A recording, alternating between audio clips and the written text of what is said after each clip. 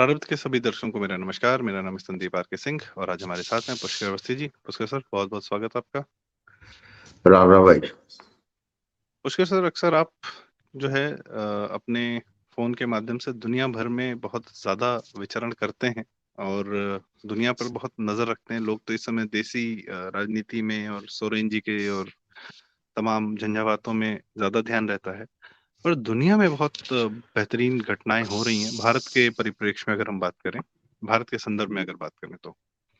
जैसे अ, लोग इसको छोटी घटना समझते हैं लेकिन है बहुत बड़ी घटना कि इंडियन नेवी इस समय अरेबियन सी, मेडिटेरेनियन, रेड सी इसके आसपास जो है अपनी डोमिनेंस दिखा रही है और हर प्रकार के पायरेट्स जो अ, हमारी सामान ले जाने वाले जितने अ, जहाज हैं उनकी सुरक्षा में इंडियन नेवी का बहुत मेजर रोल इस समय देखा जा रहा है। और ये एक घटना नहीं है, ये 4-5 घटनाएं लगातार हो चुकी हैं।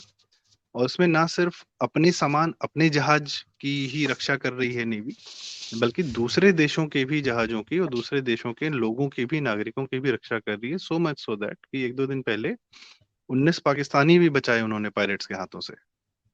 और इसमें ये नहीं है कि पायरेट्स को किसी प्रकार का लीवे दिया जा रहा है या उनको फिरौती दी जा रही है। उनको प्योर मिलिट्री पावर से डोमिनेट करके उनको ये बताया जा रहा है कि आप हमारे गुड्स नहीं छेड़ेंगे।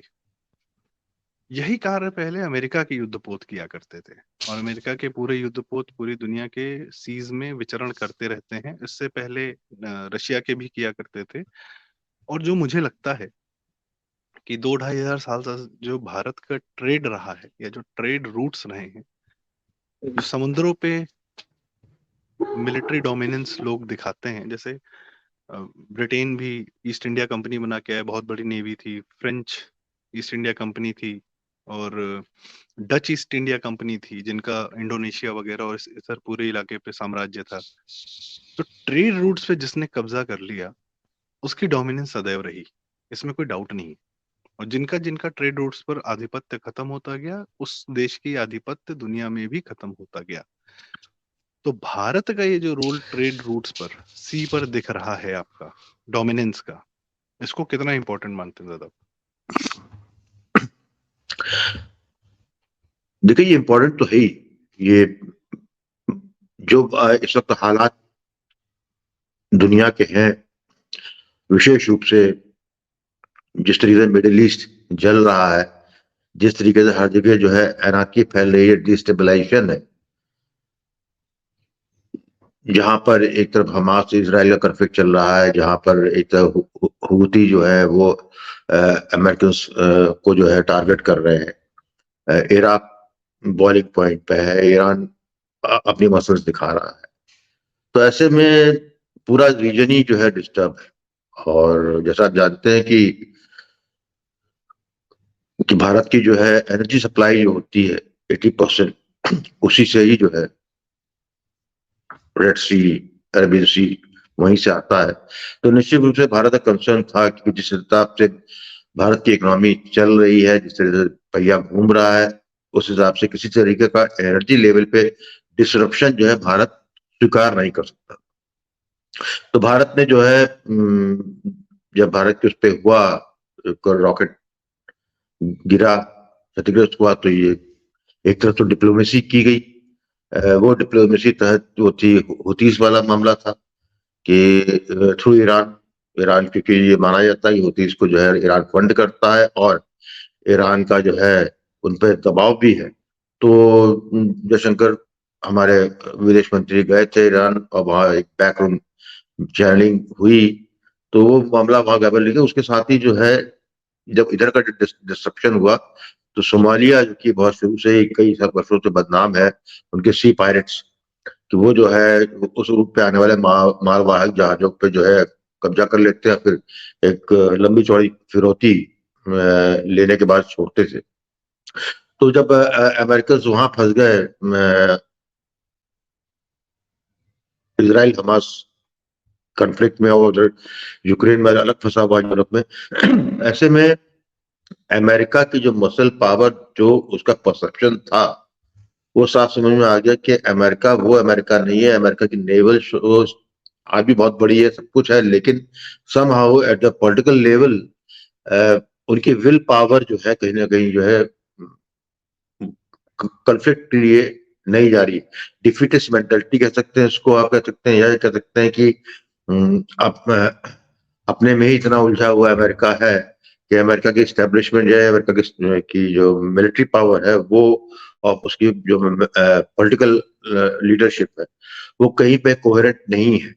तो ऐसी अवस्था में जो अमेरिका का रोल था जब उन्होंने मिडिल ईस्ट में सिक्योरिटी का जो है चार्ज लिया था, तो ये माना जा रहा था जब इस तरह होती हो ये हो रहा है तो अमेरिकन करेगा। उसके लिए अमेरिका ने जो है एक मल्टी नेशन की फोर्स भी बनाई, जिसमें शायद यूके और कौन थे एग्जैक्टली में याद नहीं, 4 कंट्रीज थे, इसमें कि इंडिया को भी इन्वाइट किया कि इंडिया भी अपने नेवल बड़ा भेजे, और जो है अमेरिका इस तरह के जो पायरेट्स वाला है या जो अटैक हो रहा है ट्रेड रूट पे, उसको काउंटर करेगा। लेकिन उस वक्त इंडिया ने जो है मना कर दिया ज्वाइन करने से। तब ये बात समझ में नहीं आती कि इंडिया ने जो है, क्योंकि ये ट्रेड रूट इंडिया की आर्थिक प्रगति के लिए बहुत महत्वपूर्ण है, तो उसमें क्यों नहीं शामिल हुआ। तो बाद में अब समझ में आता है कि भारत ने अपनी पॉलिसी तहत जो है, यदि अब उस बेड़े को ज्वाइन कर लेता जो कि 4 देशों का था, तो उसका मतलब ये था कि उसको जो है अमेरिकन फ्लैगशिप के अंडर जो है, क्योंकि वो उनकी अमेरिकन नेवी की लीडरशिप पे हो रहा था, तो इंडिया ने उसको जो है कबूल नहीं किया। और अमेरिका इंडिया जो है अपने आप में इतना इसको अपने सामर्थ्य पे इतना भरोसा था, अपनी नेवी पे इतना भरोसा था, या ये कहते हैं या अपनी रणनीति पे इतना उनको विश्वास था कि उनको था कि हम जो है स्वयं अपने व्यापार की रक्षा या अपने आर्थिक हितों की रक्षा हम स्वयं कर लेंगे। हम किसी के डोमिनेंस में, हम किसी के उसके साझेदार नहीं बनेंगे। क्योंकि यदि आप साझेदार बनते तो एक तो नेचुरल प्रोसेस में होता कि आपकी जो है स्वयं के नेशनल इंटरेस्ट भी इसमें कॉम्प्रोमाइज होते हैं। तो ऐसी स्थिति में भारत ने पहले अपने 4 भेजे नेवल शिप विद मार्कोस, जो उनकी जो है नेवी सी वो है कमांडोज है, और अब तो 10 हो गए। तो इसका मतलब ये हुआ कि इंडिया जो है ने अपनी टेरिटरी मार्क की है इंटरनेशनल एरेना में। अमेरिका को संग ज्वाइन न करके अमेरिका को बात को क्लियर कहा है कि this zone, Arabian sea and this red sea zone is Indian interest. यहाँ पे जो भी है वो जो है उसकी जो है देखभाल और उसकी सुरक्षा या उसमें जो इंटरेस्ट है उसमें भारत प्रथम है, भारत का है। तो इसके मतलब जो है उन्होंने अपनी एक टेरिटरी जो है मार्क कर ली।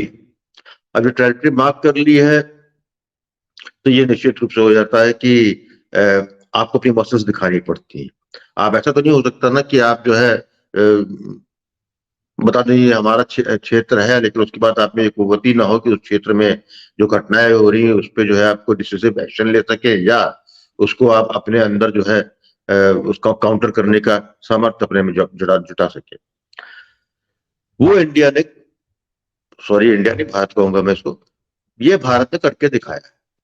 उन्होंने जो है अपने जो रोके ही हैं छुड़ाए हैं, और साथ ही क्योंकि उनके 10 नौसेना जो है बेड़ा घूम रहा है, तो वहां पर जो इंटरनेशनल मैरीन कोड है कि एसओएस, कोई डिस्ट्रेस सिग्नल आता है और कोई शिप उसको सुनता है, तो उसका जो है प्रायोरिटी जो है किसी भी रूट में हो, उसका पहला काम ये होता है कि जहां से एसओएस डिस्ट्रेस कॉल आ रही है उसको टैकल करना या उसको देखना या वहां सहायता करना।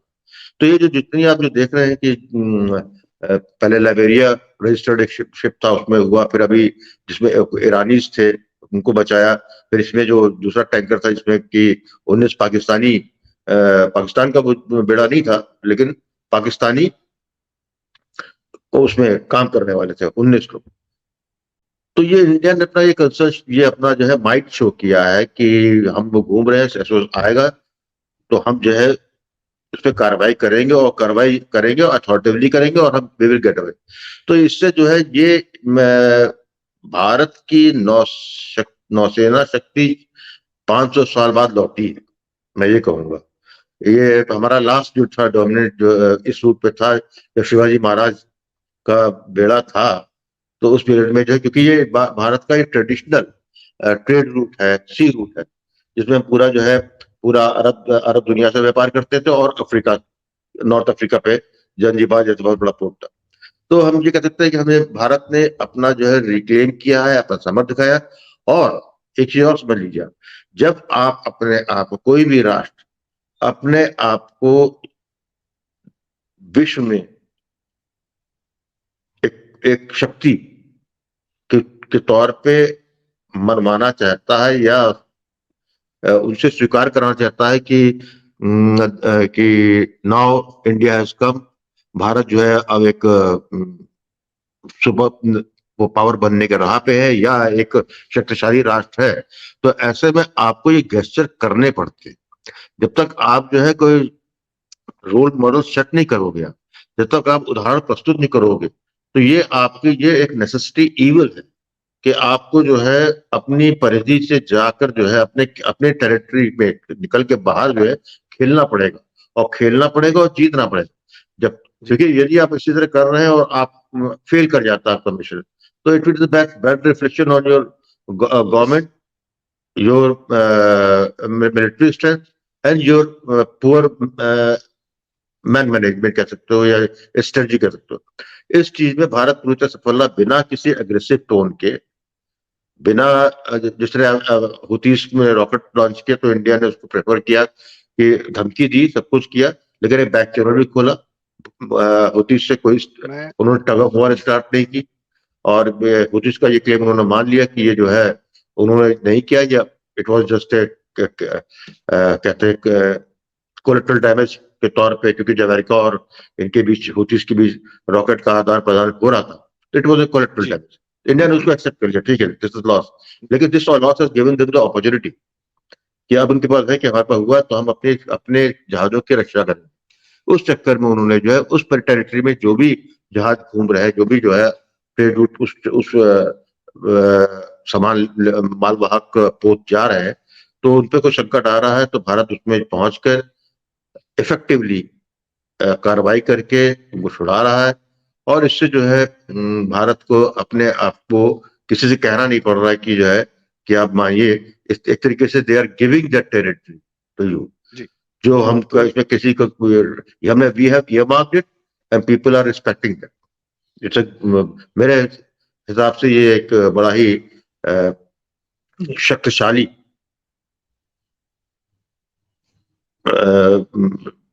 इसको कहेंगे कि एक शक्तिशाली उदाहरण दुनिया के सामने, कि वी हैव मैं अराइव्ड, आपने भारत आ गया। जी जी आपने दो जरूरी बातें कही। एक तो हमारी एनर्जी नीड्स की जब आपने बात की, तो हमने देखा कि जैसे पोस्ट यूक्रेन वॉर जो है, एक तो सबसे बड़ी बात है एनर्जी नीड्स, भारत की अपनी भी एनर्जी नीड्स हैं, और बहुत मैसिवली रिक्वायरमेंट बढ़ रही है, क्योंकि हमारा ट्रांसपोर्टेशन, हमारे यहाँ जो तमाम गाड़ियां इतनी निकल रही हैं सड़कों पे, जो हमारा पेट्रोल डीजल पे इतनी ज्यादा डिपेंडेंसी है ट्रांसपोर्टेशन की, प्लस इंडस्ट्रियल रिक्वायरमेंट है एनर्जी की। साथ में पोस्ट यूक्रेन वॉर एक बड़ा हमने ये देखा कि यूरोप को अपनी एनर्जी नीड्स जो उसकी रशिया से फुलफिल होती थी, वो अमेरिका के दबाव में उसको काटनी पड़ी, कम करनी पड़ी। तो ऑफ कोर्स उसके कारण पूरा यूरोप मिडिल ईस्ट पे निर्भर हुआ, और मिडिल ईस्ट पे हमारे दाम बढ़ने लगे। फिर उसका ऑल्टरनेटिव इंडिया ने निकाला कि इंडिया रशिया से लेने लगा। तो ये सब इतनी आसान बातें नहीं होती। आपका पूरा पूरा जो एनर्जी जिन वेसल्स के थ्रू, जिन जहाजों के थ्रू मूव कर रहा था, पहले मिडिल ईस्ट से आ रहा था, अब रशिया से आने लगा। और ये दुनिया के इच्छा के बावजूद आप ये कर रहे थे। तो जाहिर सी बात है कि दुनिया की जब इच्छा नहीं है, तो वो ओपन सीज है, वो आपको डिस्टर्ब कर सकता है ओपन सीज में। आपको अपनी मिलिट्री माइट के माध्यम से, आप अपनी नेवी माइट के माध्यम से अपने अपनी एनर्जी नीड्स को और अपने एनर्जी के जो रिक्वायरमेंट थी उसको बरकरार रखा, डिस्पाइट इतने सारे टेंशन जो वर्ल्ड ओवर चल रहे थे। सेकंड जो आपने बताया कि अरे ये हमारा जो ये जोन है जहाँ पे हम मिडिल ईस्ट से ऑयल और ये सारी चीजें लेते हैं, तो ये भी बहुत ज्यादा डिस्टर्ब हो रहा है क्योंकि अमेरिका धीरे धीरे पीछे अपने हाथ खींच रहा है। तो यहाँ पे भी जो है कुछ वेसल्स जहाँ पे जो भी डिस्टर्ब होते हैं तुरंत रेट्स स्पाइक होने लगते हैं। लेकिन अभी तक भारत में एनर्जी के हमारे पेट्रोल डीजल के रेट्स स्पाइक नहीं हुए हैं, कई जगह ऑलरेडी हो चुके हैं। तो ये हो, आपने जैसा कहा कि वी हैव अराइव्ड, और हमारी आपदा में अवसर तलाश लिया गया कि हम अगर मिलिट्री माइट हमने स्टैब्लिश किया जब हम युद्धों में जाकर अपने लोग छुड़ा रहे थे, तो वो भी हमारे वहाँ पे चैनल्स और नेटवर्क्स बनते हैं। और उसका एक बड़ा फायदा जो आपने बताया कि नाउ वी, हमारी नजर है, कुछ भी एसओएस होता है तो it also comes to us, we get to know it, हमको पहले जानकारी मिलती है, देन वी एक्ट इमीडिएटली, 2 घंटे 4 घंटे में हमारी जो रीच है। और सबसे बड़ी बात जो मुझे लगता है कि मैं इस पे आपसे भी राय जानना चाहूंगा और आपके क्लोजिंग कमेंट्स भी, कि जो मेक इन इंडिया भारत का है सबसे जरूरी, कि भारत की इकोनॉमी सारी डिपेंड करेगी अब जो मैन्युफैक्चरिंग इंडिया में हो रही है और जो वर्ल्ड को हम सप्लाई करेंगे। हम बड़े खुशी से कहते हैं कि एप्पल का आईफोन बन रहा है, एक्सपोर्ट हो रहा है, सैमसंग के सारे फोन्स यहाँ बन रहे हैं, एक्सपोर्ट हो रहे हैं, सब कुछ हो रहा है। तो ये जो एक्सपोर्ट होके सामान जा रहा है, इन सामानों की सुरक्षा, ऐसा नहीं कि सिर्फ एक फैक्ट्री खुल गई यहाँ पे तो वो लोग आगे मैन्युफैक्चरिंग करने लगते हैं, उसकी पूरी सप्लाई चेन भी हम ही को देनी होती है। इट्स पूरा एंड टू एंड सर्विसेज देनी पड़ती है, तब जाके कोई बाहर से आता है यहाँ पे अपनी फैक्ट्रीज लगाने के लिए, फिर यहाँ जॉब्स मिलती हैं लोगों को। तो वे end to end supply chain के बारे में जो इसमें क्या रोल है, जो भारत की मैन्युफैक्चरिंग हमारी चल रही है और तो उससे जो तुम्हारी इकोनॉमी को बूस्ट मिल रहा है, उसमें इस सप्लाई चेन को जो विकसित किया जा रहा है वर्ल्ड में सीज पे, इसका क्या रोल है? मुझे देखिए ऐसा है कि आप यदि ये सब काम करते हैं तो आप एश्योर करते हैं कि जो भारत में इन्वेस्टमेंट करने आ रहा है, जो भारत में विश्व के लिए जो प्रोडक्ट बना रहा है, तो वो आप एश्योर करते हैं कि कि आप इतने समर्थवान हैं कि उस बने हुए माल को जो है बाजार तक पहुंचाने की सुरक्षा प्रदान करने का भी सामर्थ्य आप देखिए पूरे स्टेट रूट में कहीं पे भी आपको जो है किसी चाइनीज वेसल पे हुतीज का आक्रमण या सोमालियन पायरेट्स का कब्जा नहीं करते हुए देखा होगा आपने।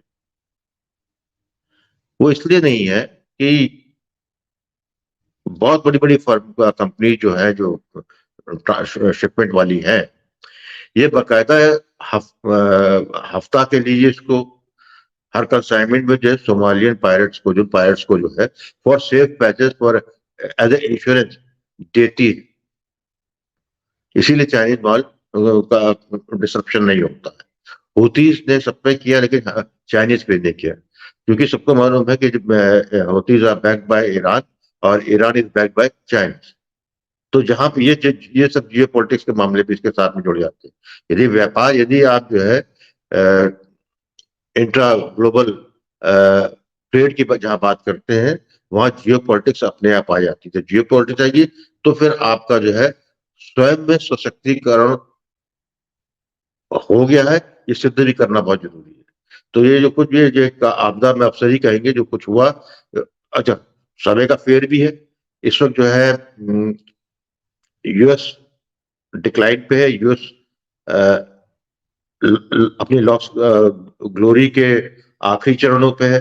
यूएस में टेक्नोलॉजी वाइज आर्मामेंट्स के मामले में बहुत ज्यादा अच्छा होगा, नो डाउट है सबसे सर्वश्रेष्ठ।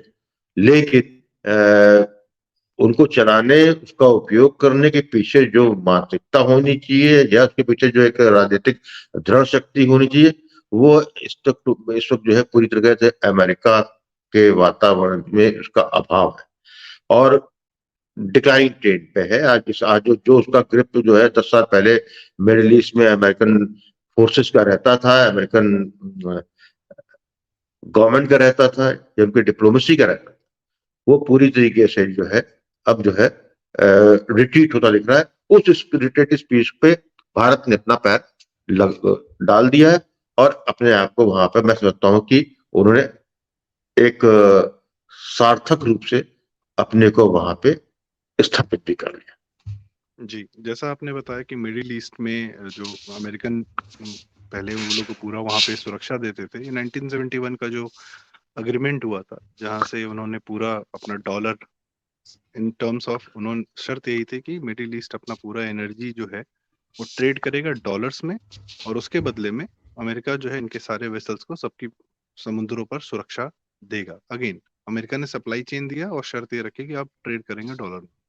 और ऑफ कोर्स जब एनर्जी ट्रेडिंग डॉलर में शुरू हो गई तो फिर America could print as many dollars as they could, और उसका इन्फ्लेशन का असर उन पर स्वयं नहीं आता। तो खैर एक, लेकिन वो जो चक्र था वो अब अपना कंप्लीट कर चुका है, और शायद इसीलिए अब इंडिया, अब जो सर्विसेज इंडिया पहले अमेरिका प्रोवाइड करता था सुरक्षा की, अब वो इंडिया दे रहा है और वही देगा।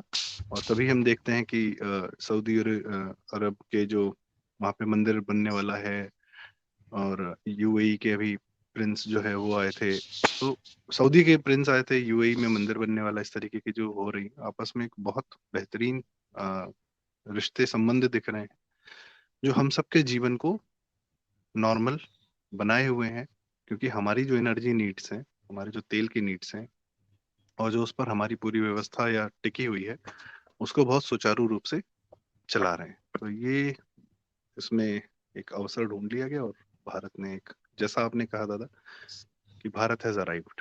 एंड ऑन दिस नोट दर्शकों, अगर आपको हमारा वीडियो अच्छा लगा हो, हमारी जानकारियां सही लगी हो, तो कृपया चैनल को लाइक, इस वीडियो को लाइक करें, शेयर करें, और चैनल को जरूर सब्सक्राइब करें। लगातार हम बहुत सारे मुद्दों पर आते रहेंगे।